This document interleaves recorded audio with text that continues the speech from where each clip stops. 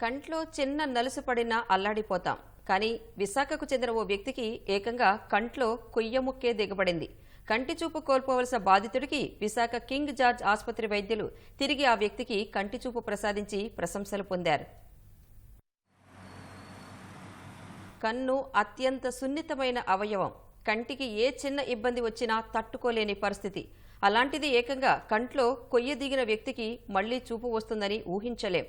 కానీ విశాఖ కేజీహెచ్ వైద్యులు ఆ అసాధ్యాన్ని సుసాధ్యం చేశారు. శస్త్రచికిత్స చేసి మళ్లీ చూపు ప్రసాదించారు. అనకాపల్లి జిల్లా నర్సీపట్నం మండలం గురదరపాలానికి చెందిన మీసాల నాగేశ్వరరావు ఈ నెల 4వ తేదీ రాత్రి తన ఇంటి మొదటి అంతస్తు నుంచి దిగుతూ కాలు జారి పడిపోయారు. అప్పుడు దాదాపు 12 అంగుళాల పొడవున్న సరుగుడు కొయ్య ఆయన కుడి కంటి కింద నుంచి మెదడు కింది భాగంలోకి చొచ్చుకుపోయింది. ఆయనను పరీక్షించిన నర్సీపట్నం వైద్యులు 5వ తేదీ ఉదయం కేజీహెచ్కు తీసుకొచ్చారు. అక్కడి కంటి వైద్య నిపుణులు, న్యూరో సర్జన్లు, ఎముకలు, ఈఎన్టీ, మత్తు విభాగాల వైద్యులు బృందంగా ఏర్పడి పరీక్షలు చేశారు. అదే రోజు ఉదయం 11 గంటల సమయంలో శస్త్రచికిత్సను విజయవంతంగా నిర్వహించి కొయ్యను తొలగించారు.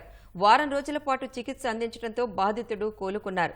కన్ను, కంటి నరాలు, మెదడు కింది ఉన్న రక్తనాళాలకు నష్టం జరగకుండా శస్త్రచికిత్స సమయంలో జాగ్రత్తలు తీసుకున్నారు. ఫలితంగా కంటి చూపు మళ్లీ వచ్చింది. కంటి నుంచి మెదడు నరాల్లోకి వెళ్లిన కొయ్యను తొలగించిన తర్వాత కంటి చూపు రావడం గొప్ప విశేషమని వైద్యులు చెబుతున్నారు.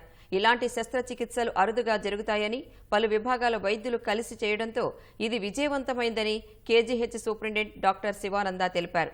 శస్త్రచికిత్సలో పాల్గొన్న doctor Kalyani, doctor Dakshinamurthy, doctor Muralikrishna, doctor Hayagreevarao, doctor Ravi, doctor Srilakshmi బృందాన్ని ఆయన అభినందించారు.